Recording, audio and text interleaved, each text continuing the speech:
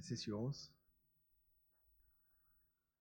I've put it here so then those who are joining us online and we're recording the service, they can see it as well, because this is someone's and it's not mine. It belongs to someone. If it's yours, please take it. Or, if you need a new jumper.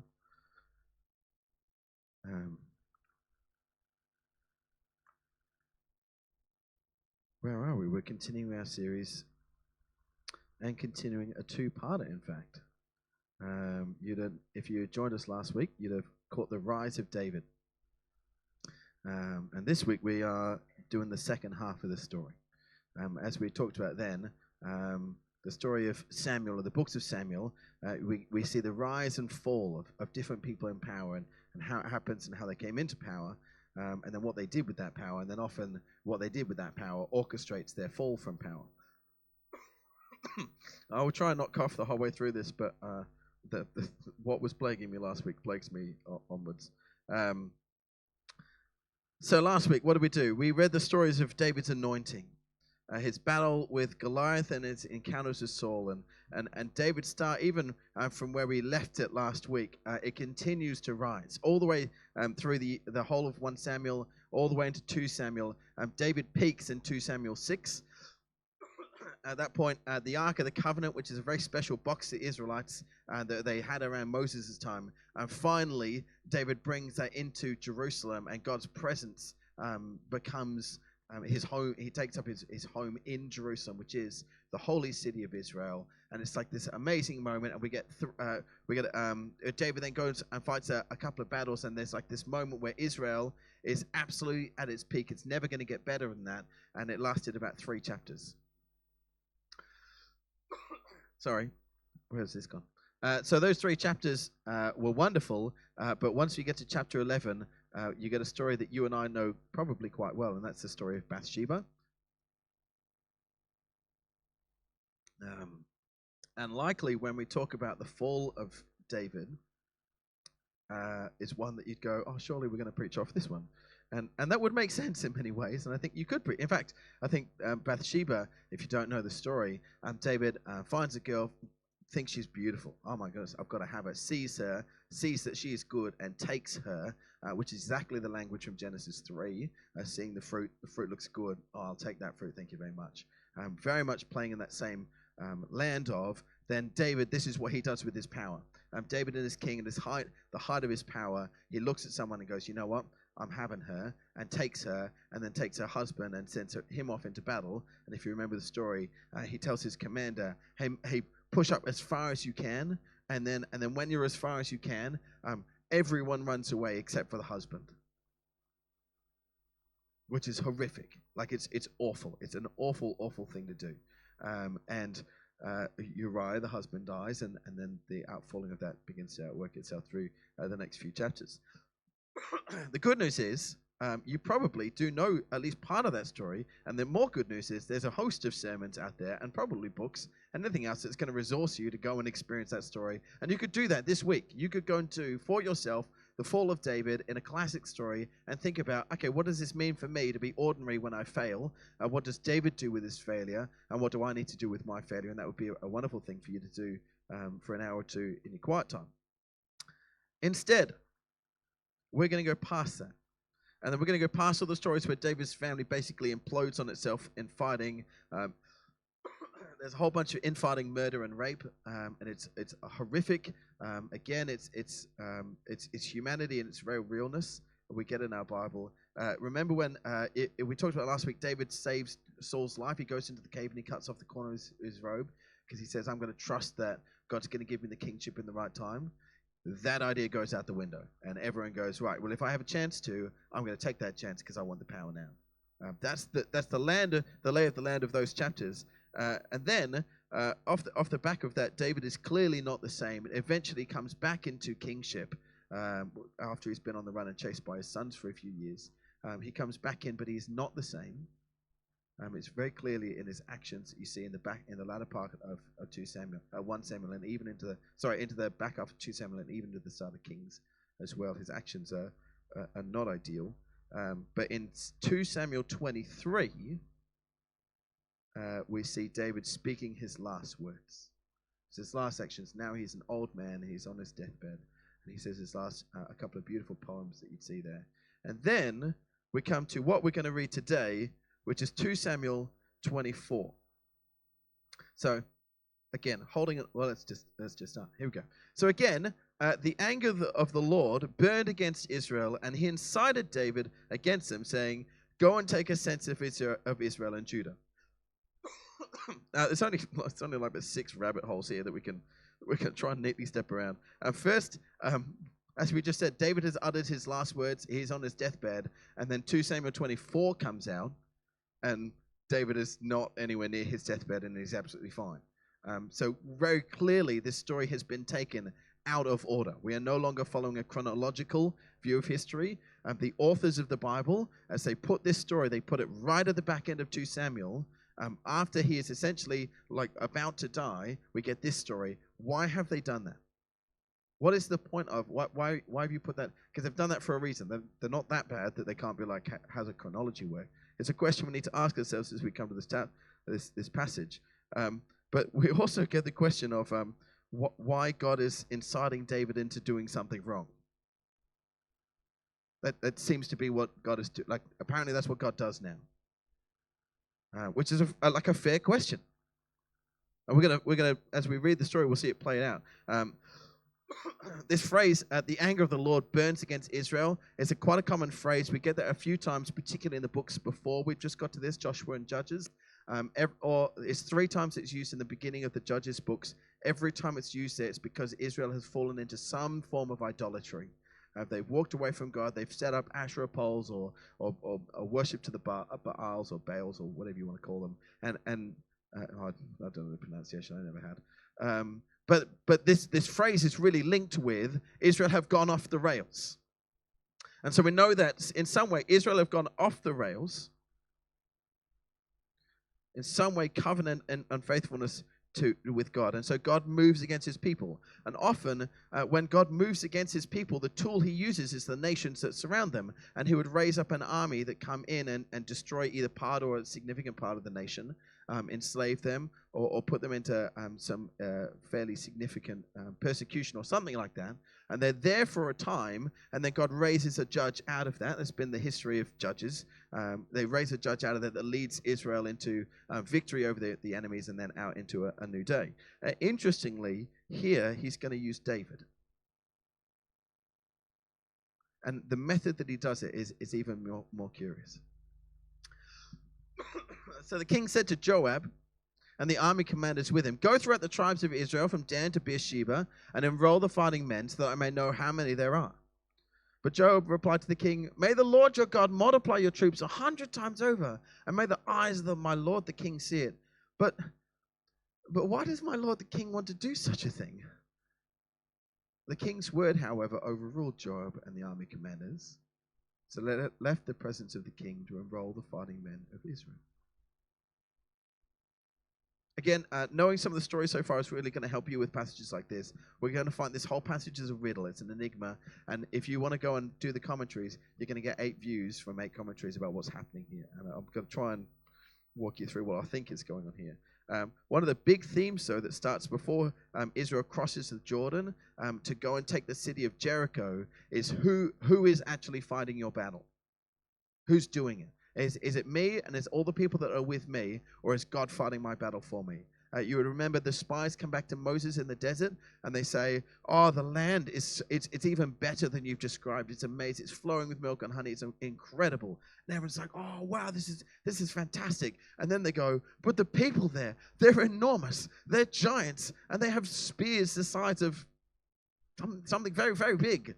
There's no way we can win it." Except for 2, Joshua and Caleb, who said, "Surely the Lord has given it into our hands." And yet, they convinced the people that this is not the time. And so for a generation, God says, I will wait out your generation. I'll give a new generation a new chance to trust that I am giving you this land. from there, what we see consistently through the battles is, if you remember the story of Gideon, Gideon starts with about 80,000 people taking on 120,000 Midianites, and he recognizes that's a problem because I'm 40,000 people short. And so God says, that is a problem. So what you need to do is go and do this one. You need to tell everybody that if they actually don't really want to be here and they only feel like they have to be here out of obligation, they should just go home. And Gideon's like, okay. And he's left with 3,000 people at the end of that, which is not ideal. And God is like, you're right, that isn't ideal. Now go down to the river and do this special cupping drinking thing. And if they lap it like a dog, or if they use hands, they can go home. But if they lap it like a dog, then they can stay. And so Gideon has 300 people. And Gideon says, that's not ideal. And God says, I'm pretty sure that's ideal. I think we're at the number we need. This is the pattern of God saying, will you trust me to fight your battles, or are you going to do it in your strength? Don't take censuses. Don't work out how many fighting men you have. If I'm leading you into battle, you are trusting that I am going to take you out and through that battle. It's not in your own strength. It's not in the people that you have. It's in me. Don't take the census. That's why Job says, are you sure, David? Are you... You know, you're like, this is written in the laws. This is written. You can read this in Leviticus and in Exodus as well. Why would you want to do such a thing, guys? But David overrules him. That psalm that we read today, the Psalm 33 that opened this passage, the reason I read it is because I read it for this. A king says this: a king is not saved by the sight of his army. A horse is a vain hope for deliverance, but the eyes of the Lord are on those who fear him to deliver him from death. That's the point. Put your eyes on me, and I will deliver you even from this.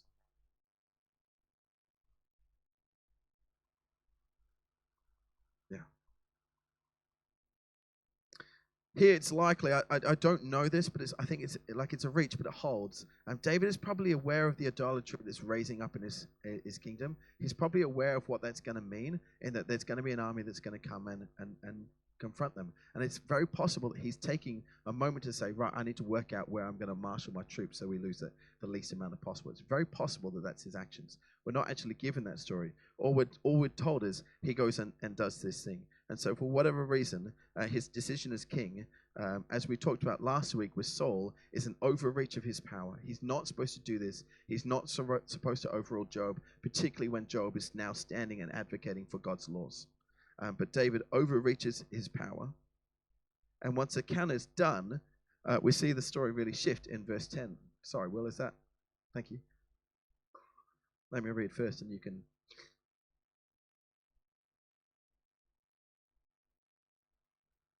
So David was conscience-stricken because he counted the fighting men. He said to the Lord, I have sinned greatly in what I've done. I've sinned greatly in what I've done. Same word from the Bathsheba story. Now, Lord, I beg you, take away the guilt of your servant, for I've done a very foolish thing. And before David got up the next morning, the word of the Lord had come to the Gad, the prophet. David said, go and tell David, this is what the Lord says. I'm giving you 3 options. Choose one of them, and I will carry it out against you. This is like an ancient would you rather. And so he says, hit the next button for me, Will.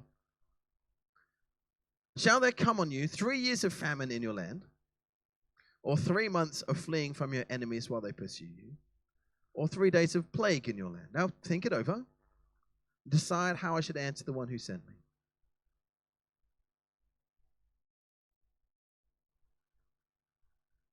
Let's just hold the story for a moment. David took the census. David has sinned. He and he alone has acted even against the advice of his people. Who should take the punishment for David's actions? Not a rhetorical question. Who should take the punishment? He should. David said to Gad, I'm in deep distress, so let us fall into the hands of the Lord, for his mercy is great. But don't let me fall into human hands. As many commentators will point out, he is trusting in God's mercy more than he trusts in the mercy of his enemies. He's trusting that God will relent out of his love for his people. And it sounds all very Christian. It sounds like he's doing a good thing, doesn't it? I would trust that the Lord would be more merciful, and so I put myself in his hands. But note the way he phrases it. Let us fall into the Lord's hands, but just make sure that I am safe. We'll take the punishment. Famine, plague, they're not great, they're not ideal, but we'll take famine or plague. Just make sure that I'm okay.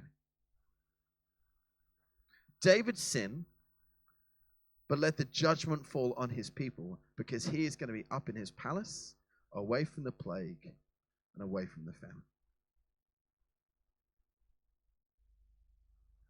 We have to see this moment, as with the census at the start of the story, this is a failure moment for David. He is their king. It is his job to protect and advocate for the people. And in this moment, as he is supposed to be their defender, now he turns into their worst enemy. Just don't let anything happen to me, God. It's actually, if you start reading your Bible over and over and over again, some of you might see a similar story playing out here, but it's inverted. This is the story of the golden calf. If you remember the Exodus, Israel are down the bottom in the wilderness, and Moses is at the top of this mountain, and he's having this incredible spiritual encounter with God. And the people down the bottom, they go to Aaron and say, hey, Aaron, we want to make a golden calf. Make gods for us. Make the gods who brought us out of Egypt. You make them out of God, so then we can worship them here. Moses, top of the mountain, God says something disastrous is happening. His first thing that Moses does, God says, I'm done with these people. I'll get rid of them, and I'll make a new people for you. We'll start again, you and me, because you're half decent. Sure, not ideal, but you're much better than these guys. We made a deal 7 days ago that they wouldn't do this. They've lasted 7 days. So, what do you want me to do? And Moses says, no, and begins to advocate and defend his people and says, God, for your name only, don't destroy them, because people will talk about who you are. And all you do is you save people out of places so that you can destroy them in the desert. Don't do that. And then Moses goes down and he sees the calf and he smashes it. And one of the greatest Sunday school stories, he smashes it into pieces and makes them drink it. Awesome. There's a great punishment if you need that for your parents. Grind it into power and put it into their bottle. Drink this, and then you'll never ever do it again. And then he heads back up the mountain, and there he is with God again. And if you remember the story, God says, I'm going to do it. And Moses says, okay, if you cannot forgive them, blot my name out of your book. If their sin, my punishment. Their sin, they did wrong. He was not anywhere near them when they made those decisions. And yet he goes up the mountain and he says, their sin, my punishment. Don't let them. And David here goes, my sin, but don't let it fall on me. Welcome to ordinary David. This is a really ordinary decision. Verse 15. So the Lord sent a plague on Israel from that morning until the end of the time designated, and 70,000 people from Dan to Beersheba died. And when the angel stretched out his hand to destroy Jerusalem, the Lord relented concerning the disaster. And he said to the angel who was afflicting the people, enough, withdraw your hand. And the angel of the Lord was then at the threshing floor of Araunah the Jebusite. It's interesting that even in this story, David doesn't intercede for them, like he's still at this point. In fact, someone intercedes for them, and it's God. It's God that says to the angel, enough. It's almost like David just wasn't going to do anything. Like he's just, okay, I'm okay with this arrangement. It's sad, but I'm okay. But God is heartbroken, obviously, at what is happening for his people. And so he moves for his own people. His mercy is, ironically, just as great as David said it would be. His mercy and his love for his people is absolutely there. But David, at least as it appears, as it's written in the story, just appears to be callous. It's only after the angel calls off God calls the angel off that David recognizes the situation. And then he says, I have sinned. I am the shepherd, and I have done wrong. These are but sheep. What have they done? So let your hand fall on me and my family. It's only after God has interceded and after he has stopped the angel, after there is no more plague, that David finally says, enough. It should have been me.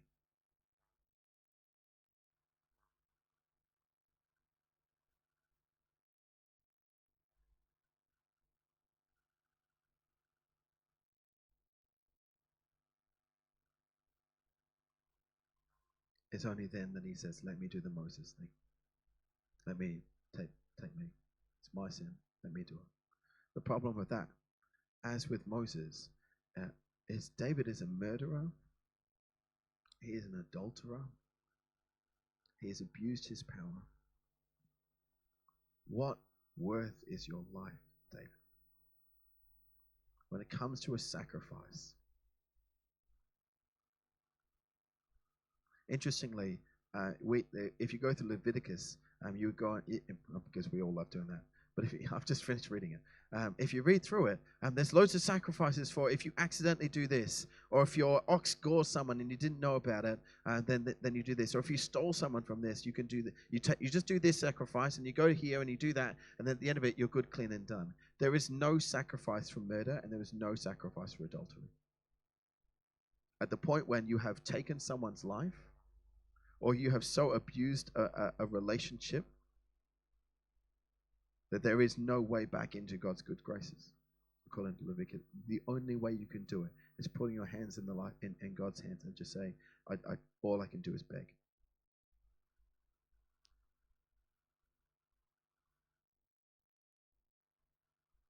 So God says we're gonna do this sacrificial thing again. I don't have these verses. I apologize, but let me just briefly recap the story that goes from here. We get this odd little story of David who visits Araunah the Jebusite to buy some land and to make an altar, which is a really curious addition to the story. Like, why do I need to know where this altar was built? What helpful is that?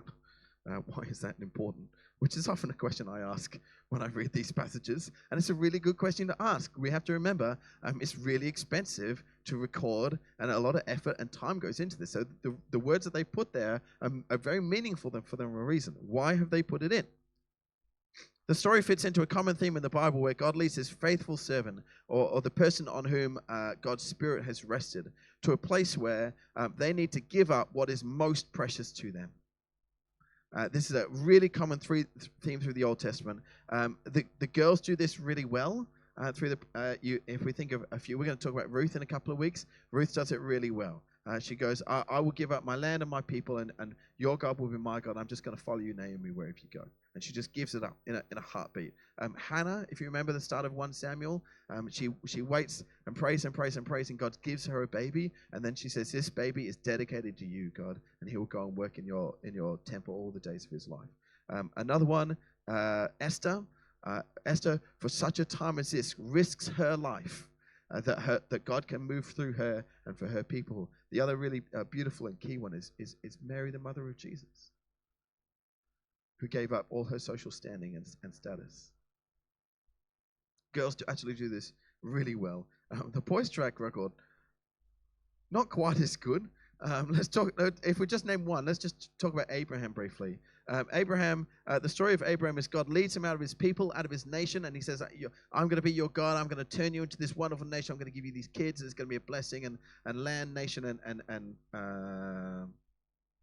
oh no, it's gone. But he promises them three things. Come on, land, nation. That's nation, isn't it? I will think about it, and next week. God gives him a promise, and he says, you're going to have a son. And you're going to be the father of a great nation. And then he makes him wait and says, not yet. And then wait, and then wait, and wait. And Abraham starts getting really old, and Sarah, his wife, gets really old too. And still they wait, and still they wait. And so then Sarah goes, I know what it is. God just needs a little bit of help. He'll fulfill his promise by you take my maidservant and you have a child with her, and then we're golden. And then how good God's promise comes true. That's an awful decision, and it only goes terribly from Israel from then on in.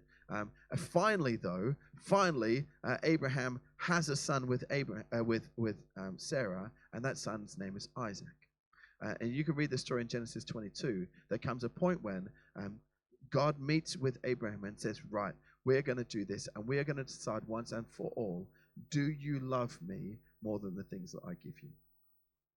More than this promise that I've given you, will you love and honor me over that? And so take your son, and I want you to walk up the hill, and I want you to sacrifice him to me.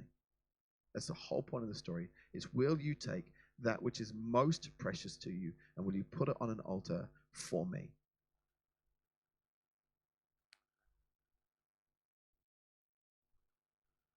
Here in our story, the question for David is the same.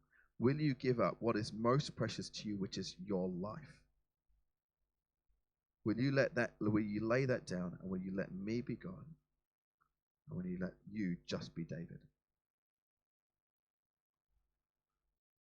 It's a question that God will ask each one of us.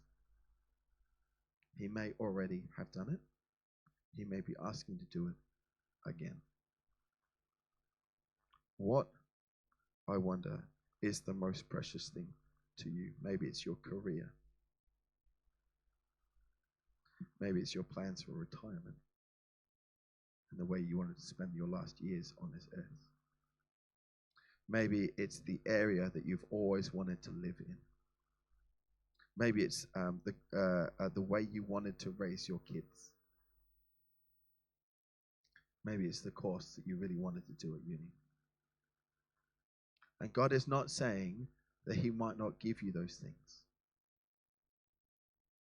But God asks you, will you love me more than that? Will you put that on the altar? That if I take it away, you would say like Job, the Lord gives, the Lord takes, but I bless the name of the Lord.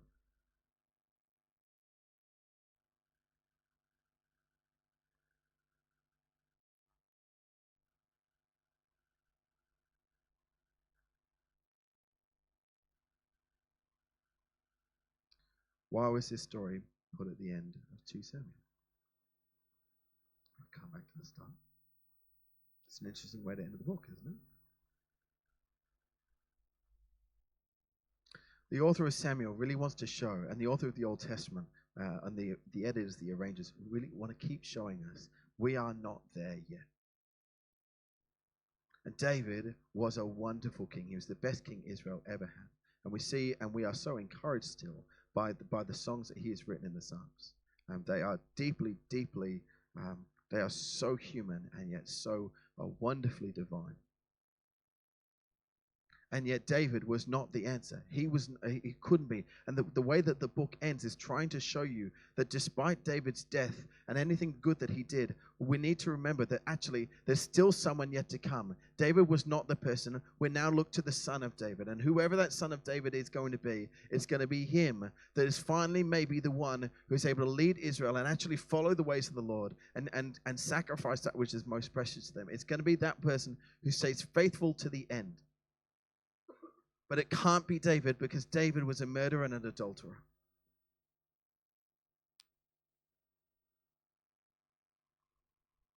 Which is why we get this little add-on to the story about the location of the altar. And actually, if you want to find the answer to this, you need to go, this is one where you actually go hunting for a bit. And you will find the answer in 2 Chronicles 3. And it says this. This is, now Solomon is well and truly king, settled in his role. And he's going to build a temple of the Lord. And he does it in Jerusalem on Mount Moriah, which should trigger something in your brain because it's the mountain that Abraham went up with Isaac. Where the Lord had also appeared to his father David, because it was on the threshing floor of Araunah, with the Jebusite. That was the place that was provided by David. What the author of Chronicles is trying to do is link these 2 stories of Abraham and David together and he wants to link them with the building of the temple, which is the place where you, as a Jew, would come and offer that which is most precious to you. As you came once a year and you brought your prize crops or your prize ox or sheep, or if you were poor birds, whatever was most important to you, you brought it to here, the temple. Why? Because Abraham did it first and David did it second.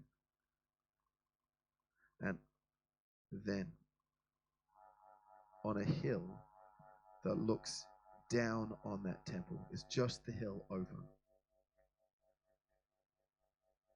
Just a place where God had said to Abraham, I will provide a lamb for you.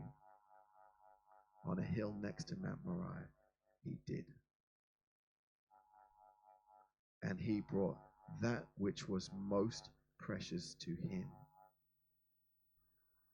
And he sacrificed him for you and for me.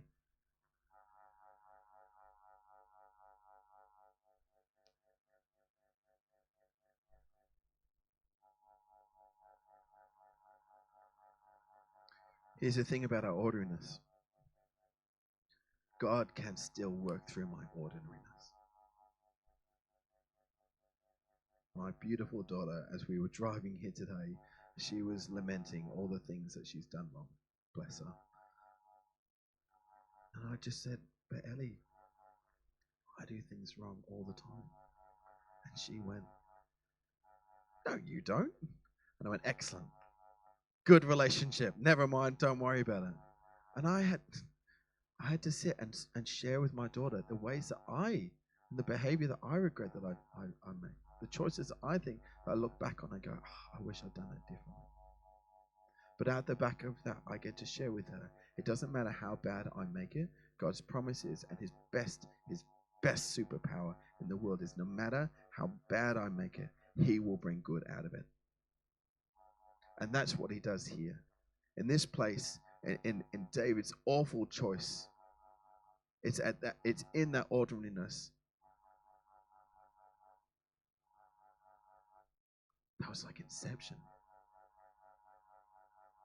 But it's in our ordinariness, right? It's in the worst place that we can possibly get to and the worst choices that we can make. That God says, even then, out of this, I will build the temple on this hill, and you will see my son sacrificed on the hill next to it. That you will know my love for me. And out of that, I will unleash my presence on this earth like it has never seen before.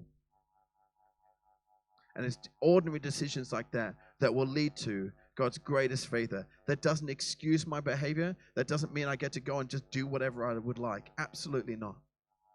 But the promise is no matter how bad I make it, God can bring good out of it.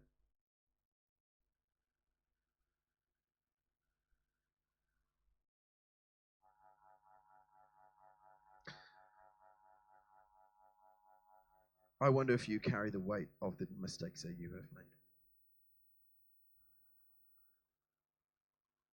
Some of us, like we talked at the start of the series with Peter, we are scared to look into Jesus' eyes.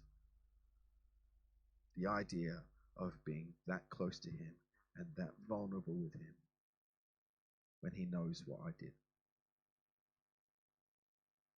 And so it's almost like we just keep it at arm's length. I love you, Jesus. I really want you around, but actually I just need you. You stay there and I'll stay here. Because you wouldn't actually want to come close to me. Or maybe I'm just not actually sure that you're safe enough for me to come to you. And so we just drift like parallel lines for years.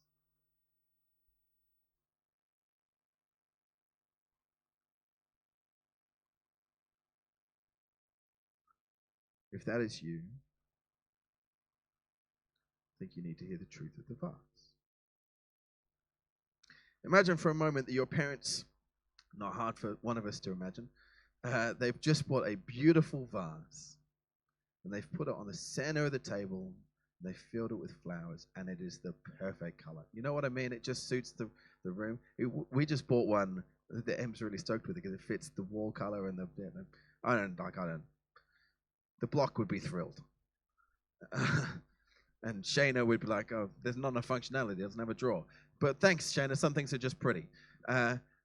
Just hold that picture for the vase for the moment and just know that you're also, let's call you a teenage boy, and you're playing in there, and maybe you're playing a game with a ball that you know you're not supposed to play with a ball game inside. But let's just say that you did, just on accident, and you know how the story goes, right? And now you have got, 45 minutes before your parents get home, and one, and I mean absolutely shattered vase on the ground. And what do?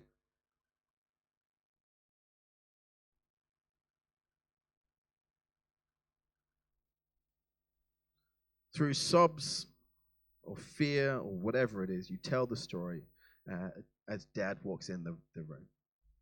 Dad, maybe you've collected them in a bag because you're like, oh, I can at least sweep up the soil. That's nice.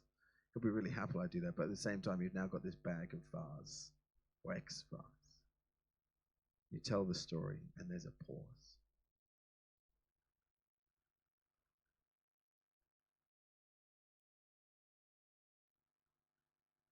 And he picks each of those pieces up, and he turns them into a mosaic that hangs on your wall.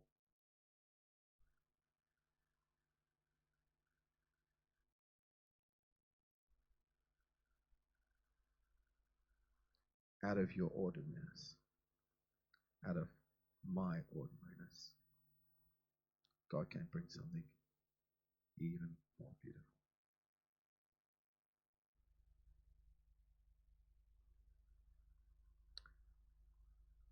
You cannot break something so bad that God can't make something out of it. That's been my experience. It's been my journey. It's my walk. It can be your journey as well. It can be your story as well. Not a story of fear and failure, but a story of grace and love and forgiveness. Praise God.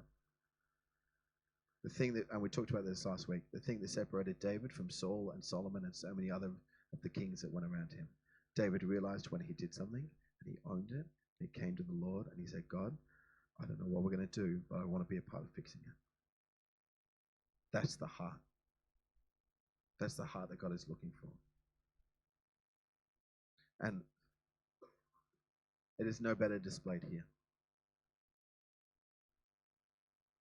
A place where we remind ourselves of grace and love and forgiveness, of sacrifice given that was completely undeserved and unwarranted, a cost that was way too high to ever be considered to be paid, and yet he did it.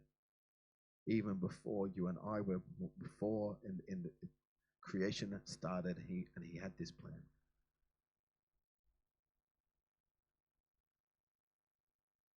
And the offer is for us. The offer is for us, our friends, our family, those who we know and love who are in this room with us and maybe are away sick. It is also available for those who have not yet stepped foot in this place. Or maybe they did a very, very long time ago. And this grace and this forgiveness and this love that you and I have experienced, it's available for them as well. And it's everything that we are trying to do now, is it not? To introduce and bring this story to them.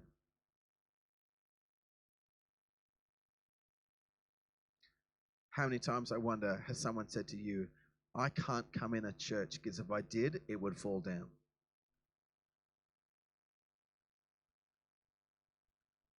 Let me tell you about the God that I serve. Let me introduce you to my ordinariness. And let me show you the mosaic that he's made out of it. Then let this be a time where, again, we take that, and maybe for a few of us, we actually need to do the work of, hey, God, I actually want you to be close to me again. That which has held me apart from you, maybe for a week, for a month, for a year, for a decade, for a life. Actually, I want to deal with that today. You can deal with that here. For the rest of us. God, I am so grateful for your love, of your forgiveness, and now drive me out of this place to offer the people around me the same grace, love, forgiveness. Amen? Praise God. Praise God.